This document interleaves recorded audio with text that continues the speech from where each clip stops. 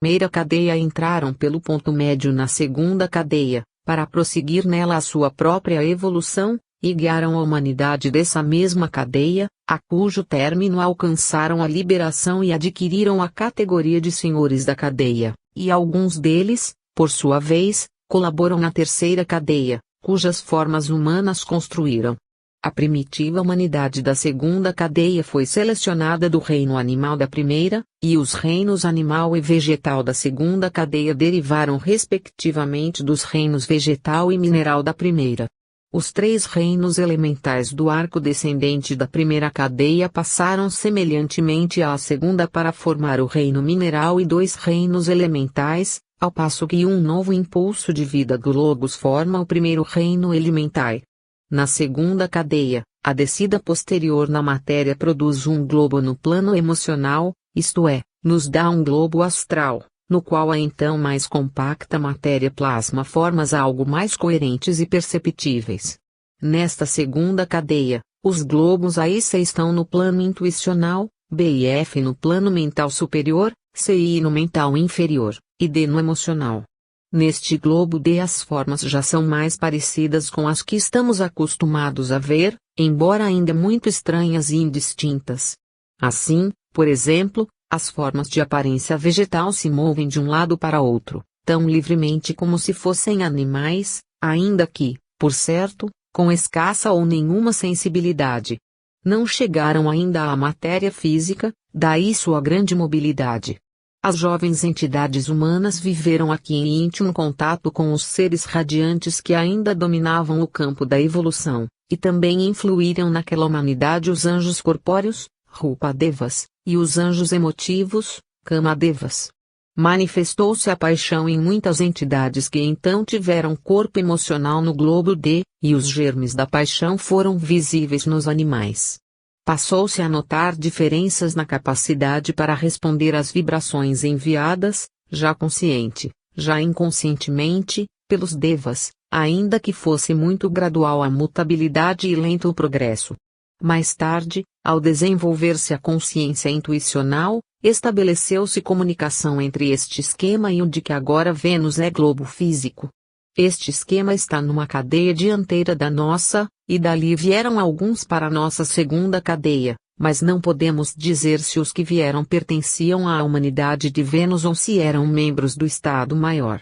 Rasgo característico do globo D na primeira ronda desta segunda cadeia, foram umas grandes e ondulantes nuvens de matéria esplendidamente matizada, que na ronda seguinte se coloriram com maior brilho e responderam com mais facilidade às vibrações que as plasmaram em formas, não sabemos bem seguramente se vegetais ou animais. Grande parte do trabalho prosseguiu nos planos superiores, vitalizando matéria para fins posteriores, mas com escassos efeitos nas formas inferiores.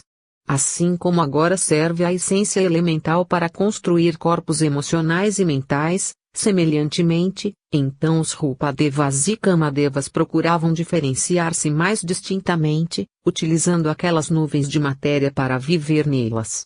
Desciam subplano após subplano para a matéria mais densa, ainda que sem empregar nesta o reino humano.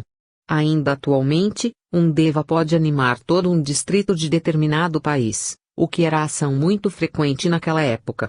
Os indistintos e misturados corpos desses devas estavam constituídos por matéria emocional e mental inferior e às vezes, nos corpos desses devas, se arraigavam, cresciam e se desenvolviam átomos permanentes de vegetais, minerais e mesmo animais. Mas os devas não pareciam mostrar particular interesse pelos átomos permanentes, da mesma sorte que nós não nos preocupamos com a evolução dos micróbios viventes em nosso corpo. Contudo, de quando em quando se interessavam um tanto por um animal, cuja capacidade de resposta crescia rapidamente em tais condições. Ao estudar a consciência vegetal na segunda cadeia, onde os homens de hoje viviam no reino vegetal, achamos atuando nela uma confusa manifestação de forças e certa tendência para o desenvolvimento. Alguns vegetais sentiam a necessidade e desejo de crescer, e a propósito disto exclamou um dos investigadores, estou me esforçando para florescer. Noutros vegetais havia uma leve resistência à modalidade fixa de crescimento, e uma vaga tendência de seguir outra direção espontaneamente escolhida. Alguns outros pareciam como que tratar de utilizar as forças postas em contato com eles, e sua consciência embrionária lhes representava como existente para eles tudo quanto os circundava. Alguns se esforçavam por tomar a direção que os atraía, e ao verem frustrado o seu intento, experimentavam um vago desgosto. Assim vemos embaraçado em seu próprio impulso um vegetal que formava parte do corpo de um deva, pois como é lógico, dispunha este as coisas segundo sua conveniência e não segundo a dos constituintes de seu corpo. Por outro lado, do obscuro ponto de vista do vegetal, o proceder do deva lhe era tão incompreensível e incômodo como para nós o são as tempestades em nossos dias.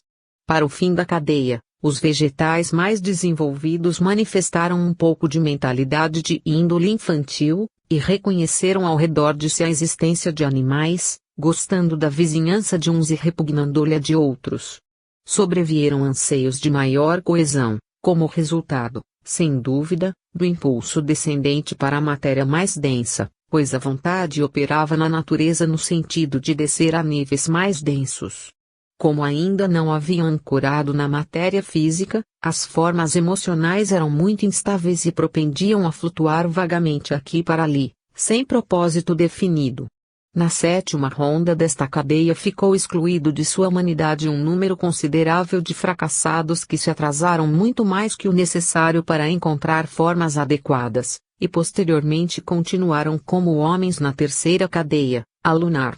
Outras entidades alcançaram o nível agora assinalado para a terceira iniciação, ou seja, o nível próprio do êxito na segunda cadeia, e entraram em uma ou outra das 7 sendas, entre as quais está, segundo já se disse, a que conduz à obra de cooperação na cadeia seguinte. Os que não fracassaram, mas que tampouco obtiveram êxito, entraram na terceira cadeia ao chegar esta à ronda compatível com o grau de evolução que aquelas haviam previamente conseguido. As primeiras categorias do reino animal se individualizaram na segunda cadeia, e começaram a sua evolução humana na cadeia lunar, passando muito rapidamente pelos seus reinos inferiores e tornando-se humanas.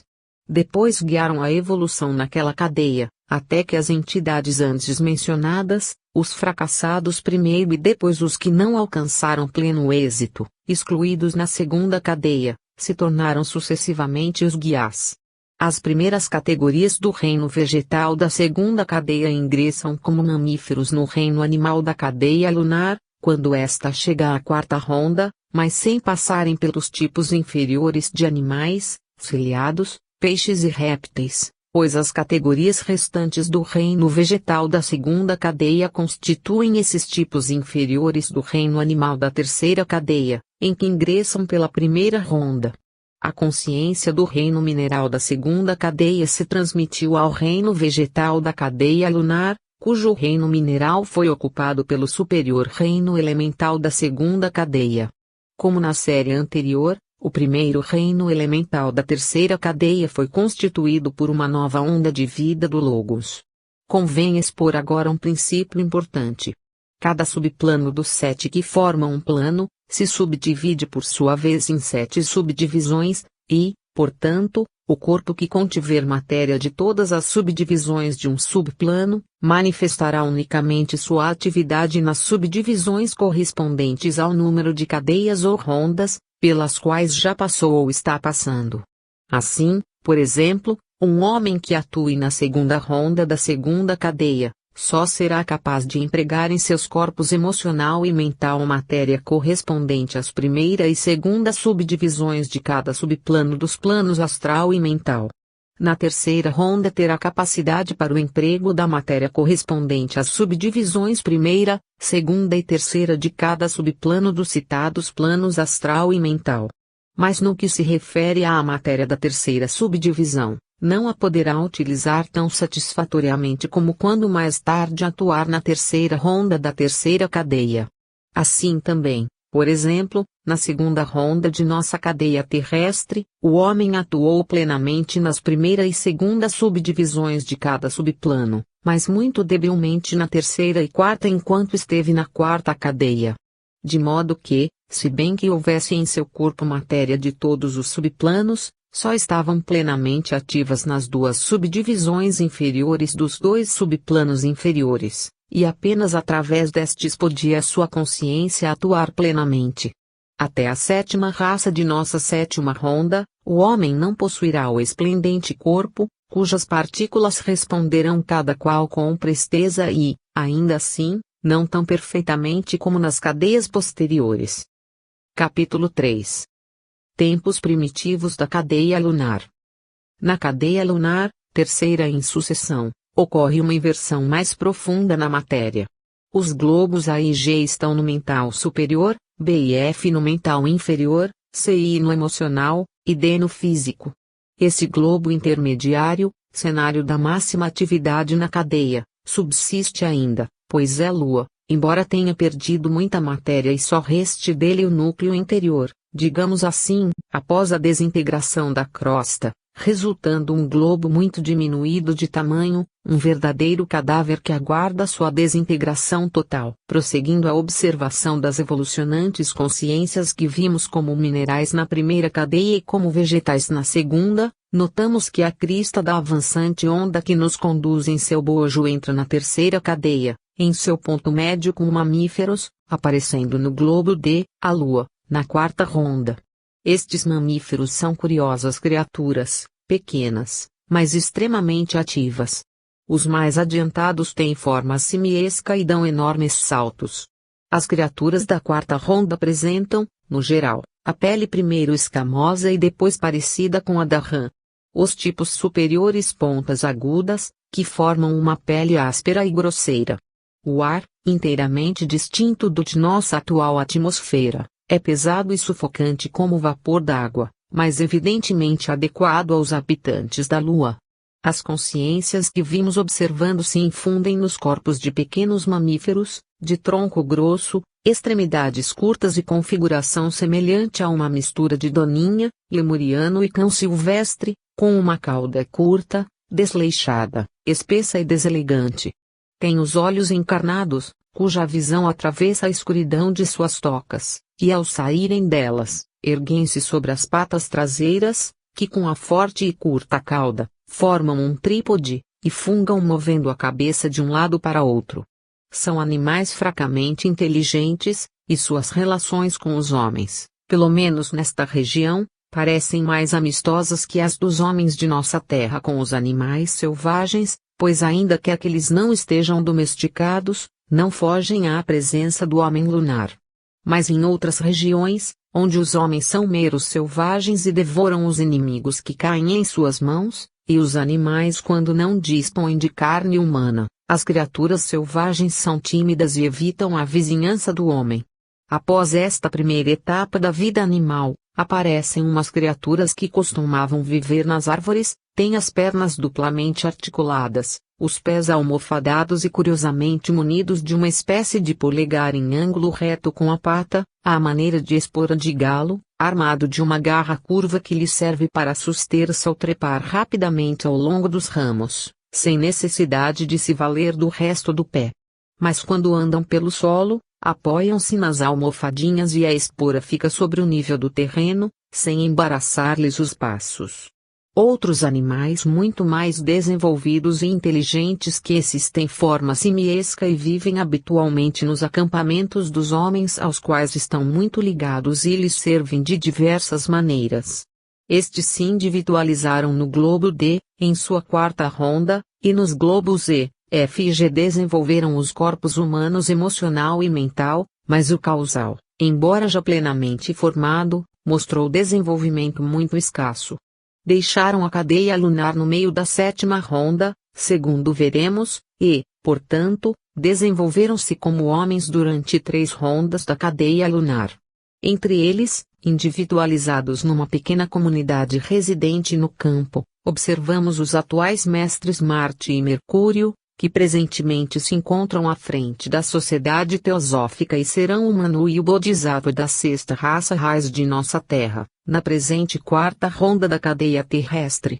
Depois da morte de seus últimos corpos no globo D, a consciência dos animais que estamos considerando ficou adormecida durante o resto da quarta ronda e nos 3 primeiros globos na quinta.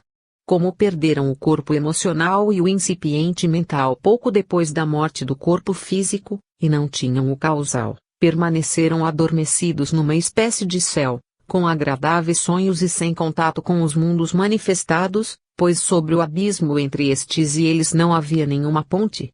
Na quinta ronda encarnaram-se de novo em corpos físicos de aparência simiesca e tamanho grande, de modo que davam saltos de 12 metros e se compraziam em lançar-se ao ar até tremendas alturas. Na época da quarta raça humana deste globo D, foram animais domésticos e serviram para guardar as propriedades de seus amos e entreter brincalhonamente as crianças das casas com maior fidelidade que hoje os cães guardiães, pois levavam os pequenos nos braços ou nas costas e sentiam muito carinho por seus irmãos donos. As crianças lhes acariciavam deleitosamente a espessa e branda pele, e gozavam com os enormes saltos de seus fiéis guardiães. Uma cena servirá de exemplo típico da individualização desses animais. Numa choça habitava um homem lunar com sua esposa e filhos, aos quais posteriormente conhecemos pelos nomes de Marte, Mercúrio, Maguru e Súria.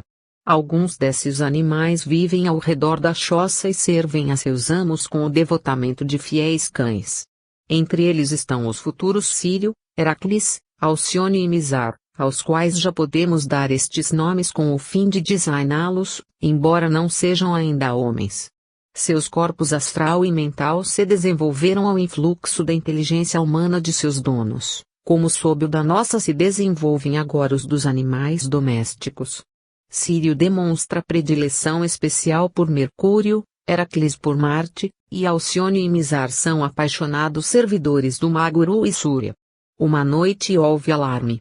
Os selvagens cercaram a choça, trazendo consigo robustos e ferozes animais domesticados, semelhantes a peludos lagartos e crocodilos. Os fiéis guardiães se lançam em torno da choça de seus amos e lutam desesperadamente para defendê-la. Sai Marte e repele os assaltantes com armas de que estes careciam, mas, enquanto isso, um dos lagartos desliza por detrás dele para dentro da choça, e arrebatando a menina Súria a leva consigo. Sírio se lança contra o raptor, derruba-o e entrega a menina a Alcione, que a restitui à choça enquanto Sírio continua agarrado ao lagarto e após desesperada luta o mata, mas caindo ferido e sem sentidos sobre o cadáver. Enquanto isto ocorre, um selvagem se aproxima por detrás de Marte e vai feri-lo nas costas, mas Heracles se interpõe num salto entre seu dono e a arma cujo golpe recebe em meio do peito, e cai moribundo. Os selvagens fogem então em todas as direções, e como Marte percebe que alguém cair atrás de si, recupera-se vacilantemente para voltar-se, reconhece seu fiel defensor, sobre cujo corpo se inclina, e lhe recolhe a cabeça em seu colo. O pobre mono levanta os olhos cheios de intenso afeto para seu amo, e cumprido o ato de serviço com o apaixonado anelo de o salvar, atrai com ardorosa força uma corrente de resposta do aspecto vontade da mônada. No exato momento de morrer, o mono se individualiza e expira feito homem. O mono sírio ficou gravemente estropiado pelo lagarto inimigo, mas como ainda respirava, o transportaram para a choça, onde ainda viveu longo tempo, se bem que muito aleijado e com extrema dificuldade de movimentos. É comovedor vê-lo tão fielmente apegado à sua ama e segui-la com a vista onde quer que ela fosse. De sua parte, a menina Súria cuidava carinhosamente dele, e seus outros companheiros, Alcione e Mizar, se colocavam ao redor. Pouco a pouco se desenvolveu vigorosamente a inteligência de Sírio, alimentada pelo amor, até que a mente inferior conseguiu atrair resposta da superior, e seu corpo causal relampejou em seu ser pouco antes de sua morte. Alcione e Mizar sobreviveram por algum tempo, sendo sua principal característica a inteira adesão ao Maguru e à Súria, até que o corpo emocional, movido por esse puro ardor, atraiu uma resposta do plano intuicional, e também alcançaram a individualização ao morrerem.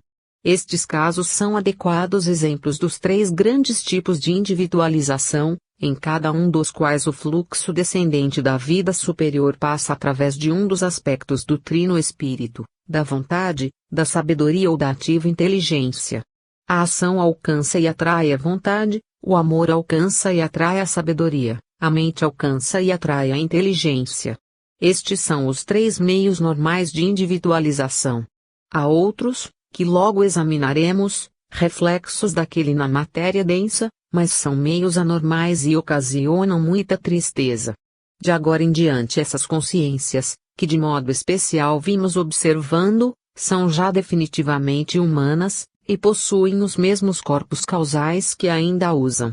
Estão no globo e como seres humanos, embora não tomem parte concreta em sua vida comum, mas flutuam em sua atmosfera como os peixes na água, porque não estão suficientemente avançados para intervir nas atividades normais desse globo.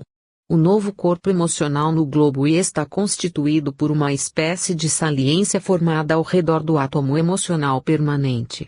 As entidades recém-individualizadas não nascem como filhos dos habitantes do globo I, os quais, diga-se de passagem, carecem de aparência notável. Isso é o verdadeiro progresso como seres humanos não começa até que de novo voltem ao globo D na sexta ronda.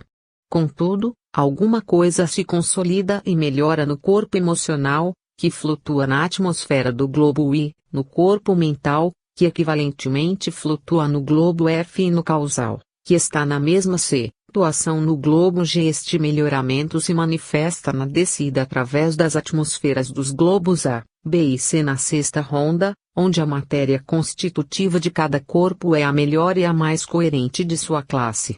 Mas, segundo temos dito, o progresso efetivo eles realizam no globo D, onde dispõem uma vez mais de matéria. Entre os animais avançados desta quinta ronda, que vivem em contato com os primitivos seres humanos, há alguns interessantes, porque mais tarde são agrupados num tipo baseado numa similaridade do método de individualização. Individualizam-se por um dos meios anormais a que antes aludimos.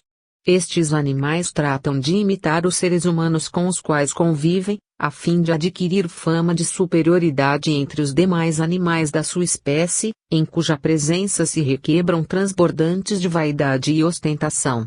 Tem também configuração simiesca muito parecida com a dos anteriormente observados, mas com maior astúcia e imaginação, ou pela faculdade imitativa, e se divertem fingindo-se de homens, como as criancinhas brincam de pessoas maiores. Esta intensa vaidade os individualiza, pois estimula em grau anormal a faculdade imitativa e determina um veemente sentimento de separação, fortalecendo o insensato eu do animal, até que o esforço para distinguir-se dos demais atrai uma resposta dos níveis superiores e forma-se o ego.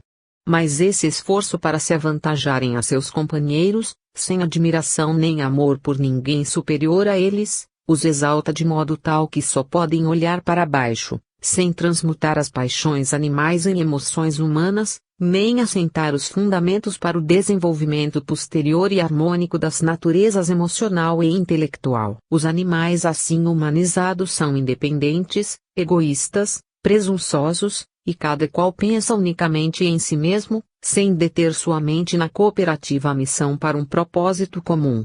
Ao morrerem, depois de individualizados, ficam adormecidos durante o intervalo entre a morte e o renascimento no globo D, na sexta ronda, equivalentemente aos já descritos animais individualizados, mas com a diferença, importantíssima no relativo ao desenvolvimento, de que nos casos anteriormente expostos, os novos seres humanos tinham a mente focalizada com amor em seus dourados possuidores do globo D, e por isso fortaleceram para melhor as suas emoções, enquanto os individualizados por vaidade converteram suas mentes apenas para si mesmos e suas próprias excelências, pelo que não houve neles desenvolvimento emocional do amor. Outro grupo de animais se individualiza por admiração pelos seres humanos com os quais se põe em contato, e também trata de imitá-los, não por ânsia de se sobrepor a seus companheiros, mas porque reconhece a superioridade dos homens e deseja se assemelhar a eles. Embora por eles não sinta nem vivo amor nem desejo de os servir, anseia, no entanto, receber seus ensinamentos, e os obedecem facilmente, por causa da admiração que a seres superiores professam. Seus amos os adestram primeiro em brincadeiras astuciosas e depois os acostumam a prestar serviços pequenos, com o que se lhes desperta o sentido de cooperação com os seus donos, aos quais procuram com prazer para receber sua aprovação, não precisamente pelo cuidado em que os têm, senão porque esta aprovação os aproxima dos seres superiores e lhes permite cooperar com eles. Quando se individualizam a favor do desenvolvimento da inteligência, o intelecto se disciplina facilmente, muito logo está disposto à cooperação e começa a ver as vantagens do esforço unido e a necessidade da obediência. Levam então para sua existência intermediária o sentimento da unidade do trabalho, e gostosamente se submetem à direção, com muita vantagem para eles no futuro. Outro tipo se desenvolve debaixo de uma menos afortunada modalidade, que é a da mente despertada e aguçada pelo temor.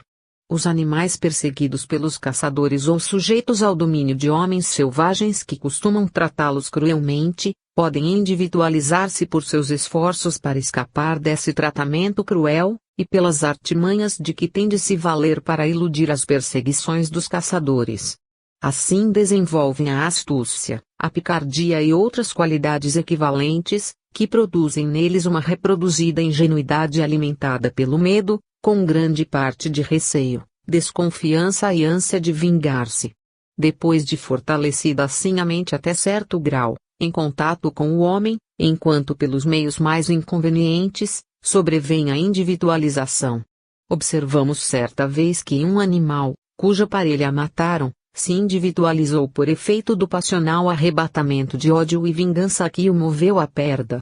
Em outro caso, outro animal parecido com o lince se individualizou pelo impetuoso desejo de causar dor, como que cedendo a um sentimento de domínio sobre os demais, mas também, neste caso, foi estimulado pela maligna influência e pernicioso exemplo do homem.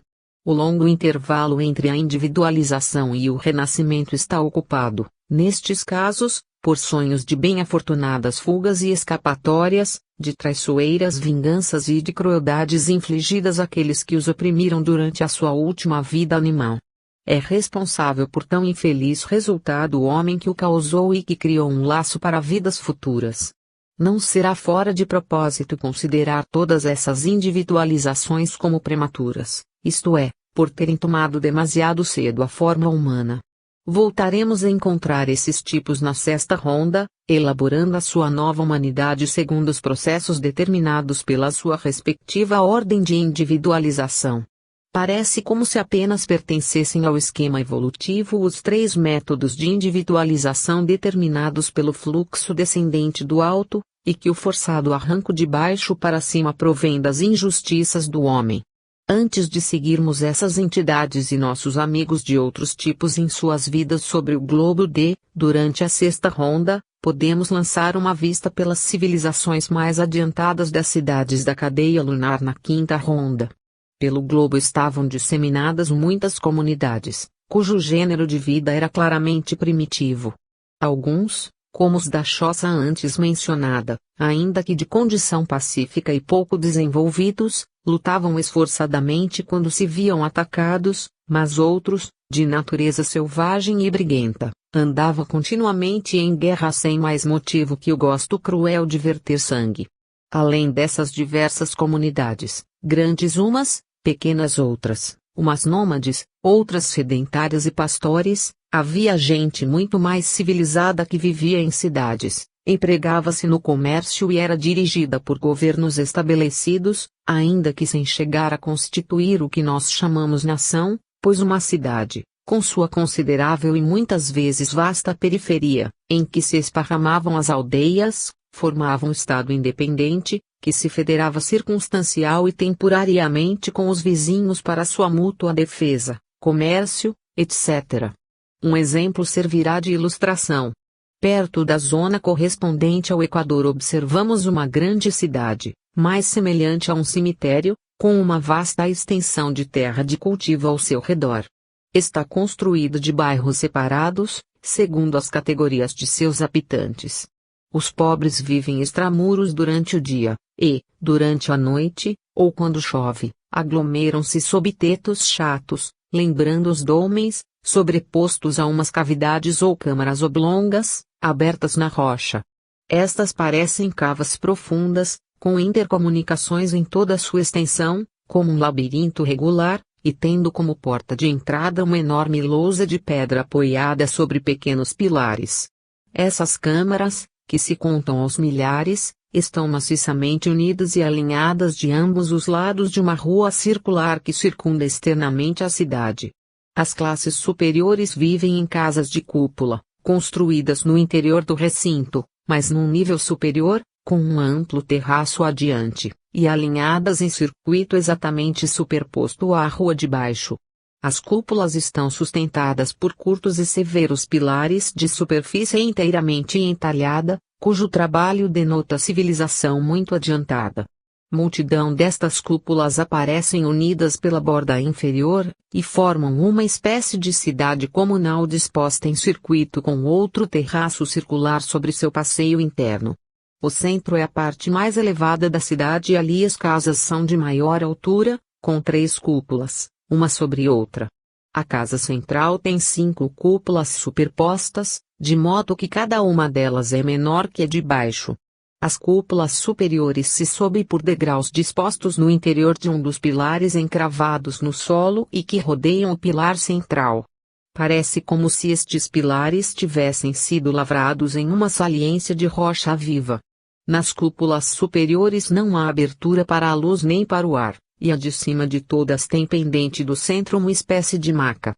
É o oratório, pois segundo indícios, o orante não deve tocar o solo enquanto ora. Esta é, sem dúvida alguma, a humanidade mais adiantada da Lua, que com o tempo foram os senhores da Lua por haverem alcançado o nível de Arate, meta assinalada para a evolução lunar.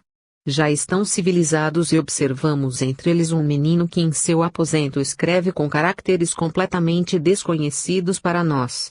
Os homens lunares que na 5ª ronda daquela cadeia entraram na senda, estiveram em contato com um grupo superior de seres que formavam a hierarquia daquele tempo, pois tinham vindo da 2ª cadeia para auxiliar a evolução da 3ª. Viviam esses seres em uma elevadíssima e inacessível montanha, mas reconheceram sua presença os que estavam na senda, e no geral creram nela os homens mais inteligentes da época. Seus discípulos se reuniam com eles ao se desprenderem do corpo físico, e de quando em quando baixavam desses seres à planície para residir temporariamente entre os homens.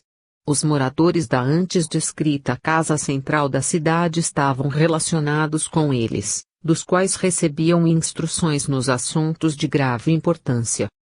Capítulo 4. A 6ª ronda da cadeia lunar. Voltamos ao globo D, já na 6ª ronda, onde nossos individualizados animais nasceram como homens simples e primitivos, mas não selvagens nem brutais. Não são belos no conceito que temos hoje da beleza, pois têm o cabelo áspero, os lábios grossos, nariz achatado e largo na base. Habitam uma ilha onde escasseia o alimento, e assim vemos que, em sua primeira vida completamente humana, aparece Heracles em cena, empenhado em vigorosa luta com outro selvagem, em disputa do cadáver de um animal extremamente repugnante. Não parecem muito frequentes os conflitos entre os ilhéus, pois só sobrevêm por escassez de alimento, mas precisam repelir de vez em quando os invasores vindos da terra firme, onde os selvagens são brutalmente canibais, de cruel ferocidade e muito temidos pelos pacíficos ilhéus. Esses perversos vizinhos atravessam o estreito numa espécie de primitivas jangadas, e invadem a ilha destruindo tudo quanto encontram em sua passagem.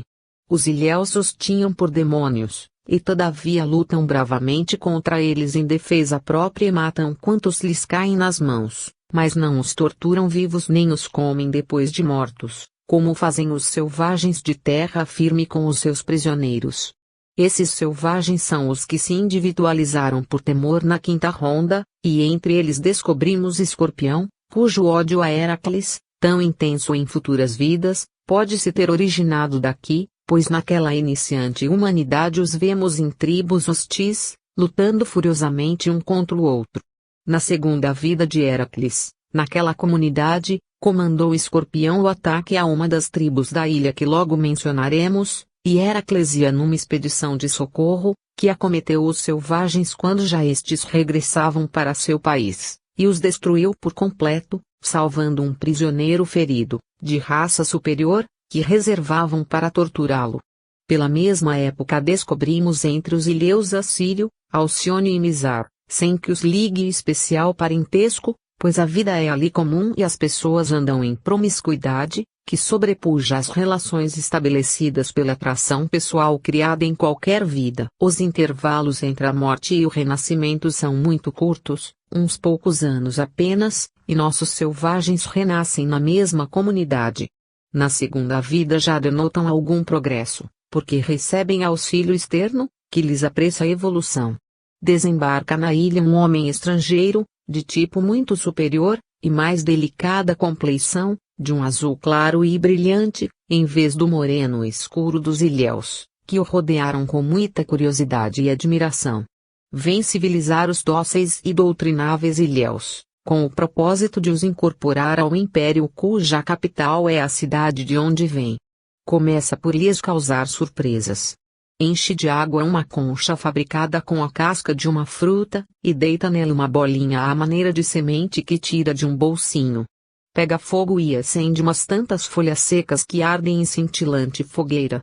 É o primeiro fogo que veem os selvagens, os quais fogem velozmente e trepam nas árvores, de onde contemplam com aterrorizados olhos tão estranha e deslumbrante criatura. O estrangeiro lhes faz sucessivas demonstrações de carinho, e eles se lhe vão aproximando timidamente, até que, ao verem que nada de mal ocorre e que o fogo é agradável para a noite, tomam o recém-vindo como um deus e lhe tributam adoração, assim como também ao fogo. Estabelecida desta maneira sua influência, lhes ensina depois a cultivar a terra, e plantar vegetal parecido com o cacto, mas de folhas vermelhas, que produz tubérculos subterrâneos, algo semelhantes a inhames. O instrutor racha os grossos talos e as folhas, os seca ao sol e lhes ensina a preparar com isso uma espécie de sopa espessa. A medula dos talos é um tanto parecida com o pó nutritivo de araruta, e o suco que dela se extrai, ao espremê-la, produz um açúcar doce ainda que rústico. Heracles e Sírio são íntimos amigos, e à sua tosca e ignorante maneira discutem os processos empregados pelo estrangeiro, pelo qual sentem ambos muita inclinação. Entretanto, uma expedição de selvagens de terra firme havia atacado uma tribo residente a certa distância do acampamento de nossa tribo, matando a maior parte dos homens e as mulheres velhas, e levando prisioneiros uns tantos varões com todas as mulheres casadoras e as crianças. Estes últimos eram levados como se levassem animais de carne esquisitamente saborosa. Um ferido fugitivo chegou ao povoado com a notícia, implorando um contingente de guerreiros para resgatar os infelizes cativos. Saiu então Heracles à frente de uma expedição, disposto à briga, e caindo sobre os selvagens enquanto estavam se regalando com o festim, exterminou todo o bando, livrando-se somente Escorpião, por achar-se ausente.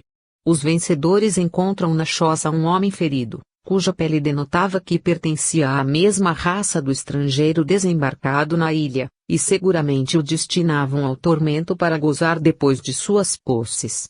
Acomodaram-no sobre uma liteira de lanças cruzadas, se cabe dar este nome a umas achas pontiagudas, e o levaram para a ilha com 2 ou 3 cativos resgatados e as jovens que ainda apanharam vivas. Embora o estado do ferido fosse grave, exalou um grito de gozo ao chegar à ilha e reconhecer no estrangeiro um amigo muito estimado de sua própria cidade, pelo que o deixaram na choça deste, onde permaneceu até se restabelecer. Referiu então que o haviam enviado para exterminar os selvagens na costa da terra firme, mas que a sorte havia mudado, de modo que os selvagens cercaram e aniquilaram o seu exército, caindo ele prisioneiro com alguns oficiais e soldados. Todos foram condenados a morrer entre horríveis tormentos, mas a ele lhe perdoaram a vida por algum tempo, para que recuperasse forças, pois estava demasiado fraco e não teriam podido gozar em seu tormento. Isto havia determinado a sua salvação.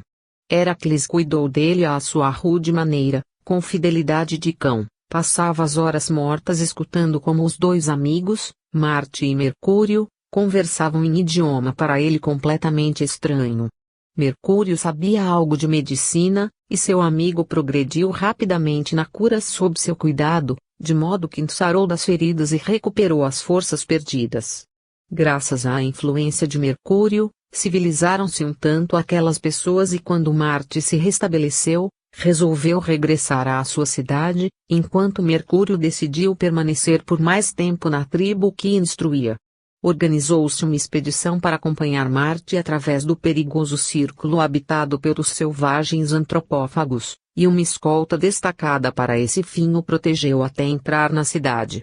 Heracles insistiu em acompanhá-lo como criado, e de modo algum quis separar-se dele. Muito alvoroço houve na cidade por causa do regresso de Marte, pois os vizinhos o acreditavam morto, e as notícias que trouxe do aniquilamento do seu exército e de sua penosa salvação excitaram os ânimos até o ponto de prepararem sem demora outra expedição. A cidade estava notavelmente civilizada, e tinha grandes e formosos edifícios nos bairros principais, com imenso número de lojas. Viam-se muitos animais domésticos, alguns deles destinados ao tiro e montaria. Mantinha-se o comércio com outras cidades, e um sistema de canais a comunicava com as mais distantes. A cidade estava dividida em bairros, cada qual habitado por uma diferente classe social. Os habitantes dos bairros centrais eram de estatura mais elevada e pele azulada, e o governador e sua corte estavam em contato com um grupo de homens residentes em certo distrito inacessível. Esses homens, alguns dos quais serão mais tarde senhores da lua, eram por sua vez discípulos de outros seres ainda mais sublimes, que procediam de outra esfera. Parte da comunidade lunar transpôs a iniciação de Arate, e os mais adiantados deles pertenciam evidentemente a uma humanidade que havia alcançado um nível muito superior. Desses recebeu o governador da cidade, capital de um vasto império, a ordem de exterminar os selvagens da costa continental. A expedição, de esmagadora força, ia comandada por Viraj, cujo aspecto se assemelhava muito ao de um índio norte-americano, com Marte sob suas ordens. Contra forças tão poderosas não tinham probabilidade alguma de vencer os mal armados e indisciplinados selvagens, cuja aniquilação foi total. De novo esteve Escorpião à frente de uma parte do exército selvagem, e tanto ele como os seus lutaram desesperadamente até o último extremo. Heracles seguiu a Marte na qualidade de criado e lutou sob suas ordens. Terminada a guerra, resolveram os chefes transportar para o continente os dóceis selvagens da ilha e incorporá-los ao império, como colônia. Voltaram a encontrar-se Sírio e Heracles com muito deleite, tão intenso em proporção à sua capacidade inferior como o profundo júbilo de Marte e Mercúrio em seu nível superior. Mercúrio conduziu seu povo para o continente, e depois de os estabelecer ali para cultivar a terra, regressou para a cidade com Marte.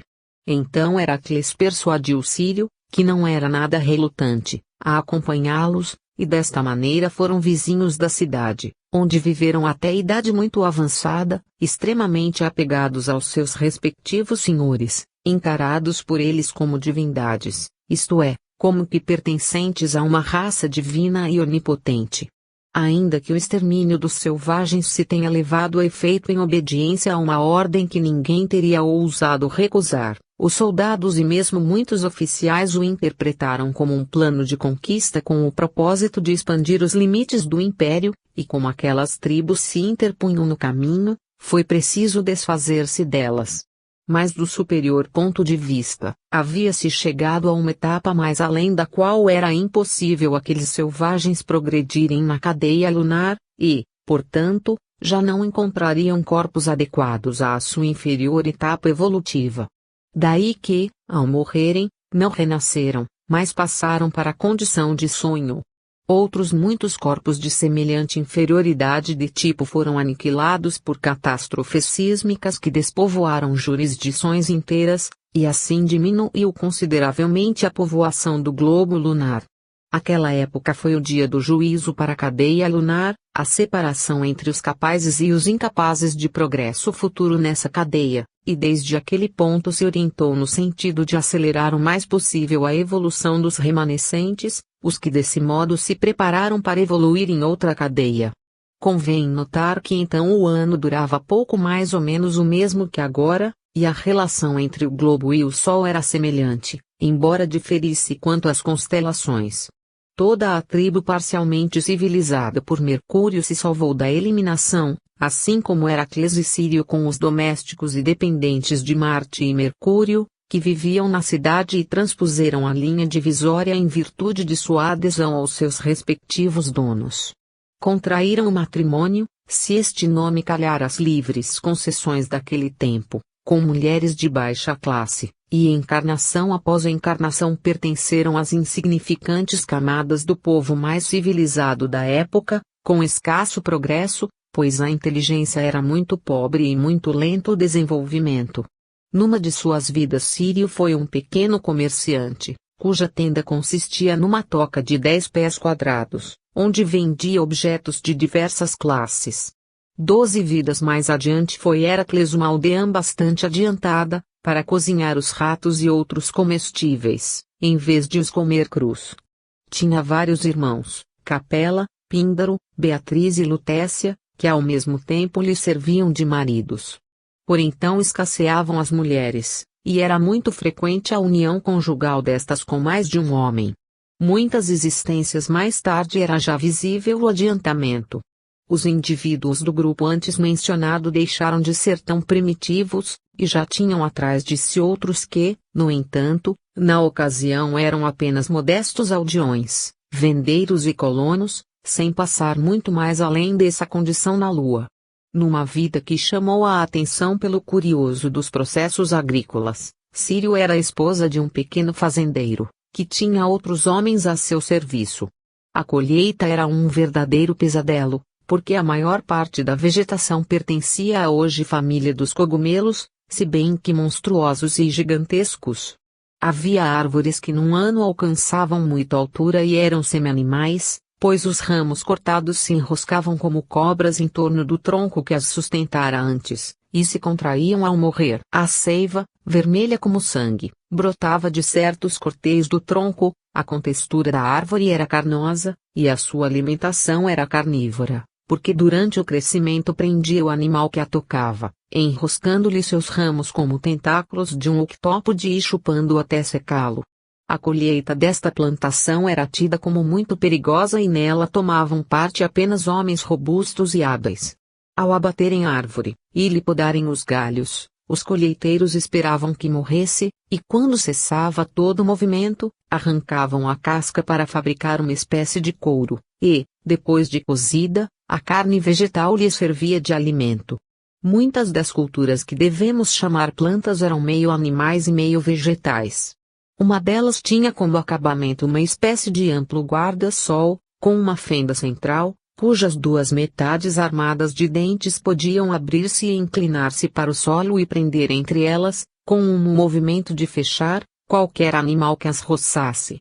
Naquele ponto se endireitava o encurvado tronco e as fechadas mandíbulas formavam de novo a sombrinha em cujo interior ficava o animal que era chupado lentamente. Abatiam-se essas árvores enquanto mantinham erguidas e fechadas as mandíbulas, e a habilidade da operação se baseava em evitar de um salto o alcance da sombrinha que se encurvava para prender o agressor.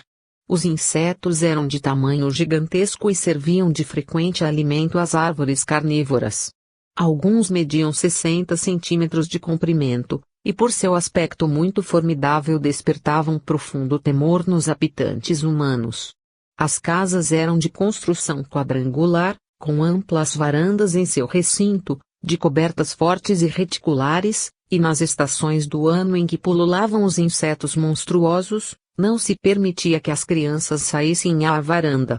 Nasceu nas cidades a maioria das entidades individualizadas na quinta ronda por vaidade, e vida após vida se atraíram mutuamente por afinidade de gostos e menosprezo aos demais, embora sua dominante idiosincrasia de vaidade suscitasse entre eles frequentes divergências e rompimentos.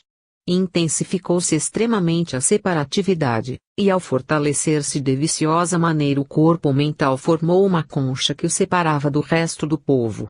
Segundo foram reprimindo as paixões animais, decresceu a potência do corpo emocional, porque essas paixões se aplacaram em consequência de um duro e frio ascetismo, em vez de transformá-las em emoções humanas.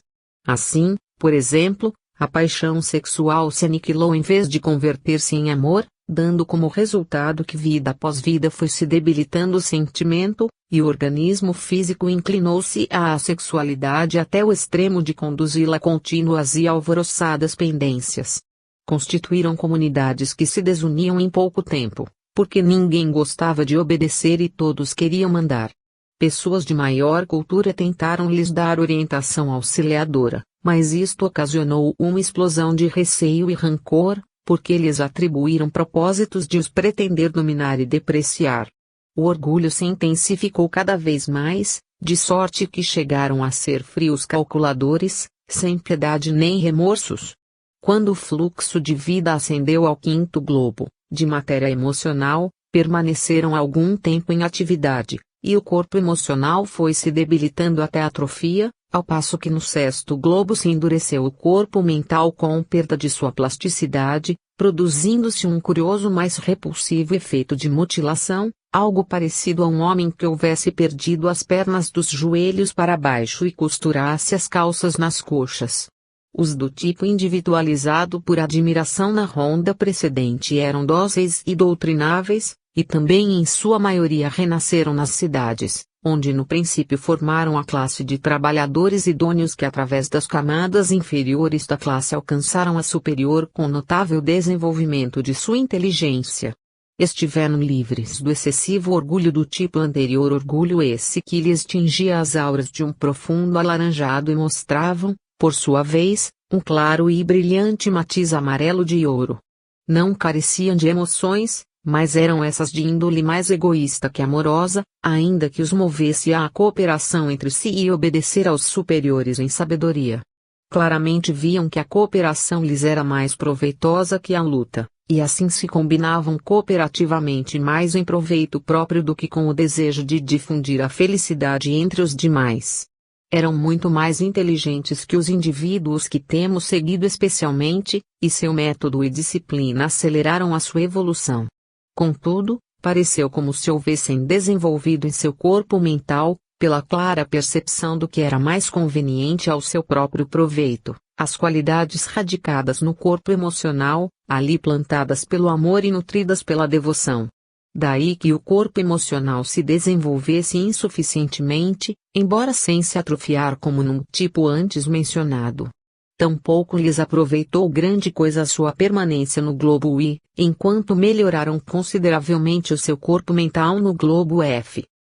Os globos E, F e G foram muito proveitosos para os grupos de egos que haviam se individualizado por qualquer um dos três processos retos, e, portanto, se desenvolveram harmônica e não unilateralmente, como sucedeu aos individualizados segundo os processos viciosos, no referente à inteligência. Contudo, mais tarde esses egos se verão necessitados de desenvolver as emoções que primitivamente negligenciaram ou reprimiram. No decurso do caminho todas as potencialidades têm que ser completamente desenvolvidas, e ao contemplar o enorme curso evolutivo desde a nesciência até a onisciência, o processo de progresso em determinada etapa perde a imensa importância que parece ter quando olhamos através da névoa de nossa ignorância e limitado ponto de vista. Conforme os três globos do arco ascendente se foram pondo em atividade um após outro, os egos mais adiantados progrediram muito em seus corpos emocional e mental. Comunicamente se revestiram deles os que haviam transposto o período crítico do dia do juízo na cadeia lunar, não houve retardados que entorpecessem a evolução, e o desenvolvimento foi assim mais rápido e constante que antes. Ao terminar a sexta ronda, começaram os preparativos para as condições excepcionais da sétima e última ronda, durante a qual todos os habitantes e grande parte da substância da cadeia lunar se transferiram para a imediata cadeia sucessora, em que a nossa Terra é o quarto e central globo. Capítulo 5. A sétima ronda da cadeia lunar. A sétima ronda de uma cadeia difere das rondas precedentes, pois os seus globos vão passando um após outro para a quietude, em vias de desintegração, à medida que pela última vez os deixam os seus habitantes. Ao chegar o tempo dessa última partida de cada globo, todos os seus habitantes, que são capazes de futura evolução na cadeia, passam para o globo imediato, como nas primeiras rondas, enquanto aqueles, aos quais não convêm as condições dos demais globos, saem da cadeia ao deixarem o globo, e permanecem num estado, que logo descreveremos, à espera de renascimento na próxima cadeia. Ali, a corrente de saída de cada globo nesta ronda, prescindindo dos que alcançaram o nível de Arati, se bifurca de modo que uns vão como de costume para o globo sucessivamente imediato, enquanto outros se vão para navegar num oceano cuja longínqua orla é a cadeia seguinte. Normalmente, o homem não fica em liberdade de deixar a cadeia, a menos que temporariamente fracasse, até alcançar o nível assinalado para a humanidade evolucionada na mesma cadeia. Na lunar, segundo já dissemos, foi este nível equivalente ao que agora chamamos de quarta iniciação, ou seja o de Arat.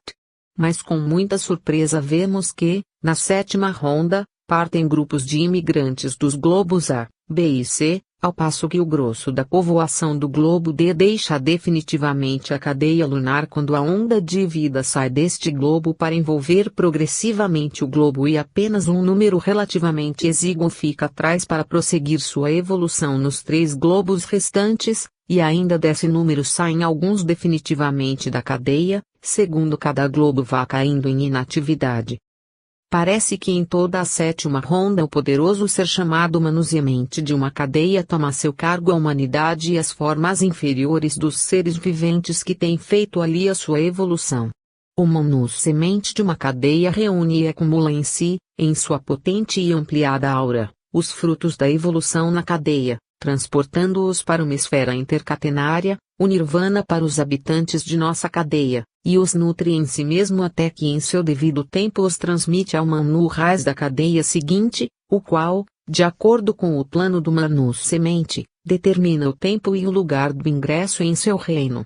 Parece que o Manus-semente da cadeia lunar traçou um vasto plano segundo o qual agrupou as criaturas lunares, dividindo-as depois de sua última morte em classes, subclasses e re-subclasses, de conformidade com um meio definido, que sem dúvida foi certa espécie de magnetização, por cujo efeito estabeleceu particulares tonalidades vibratórias, e os seres capazes de atuar melhor em determinada tonalidade formaram um mesmo grupo.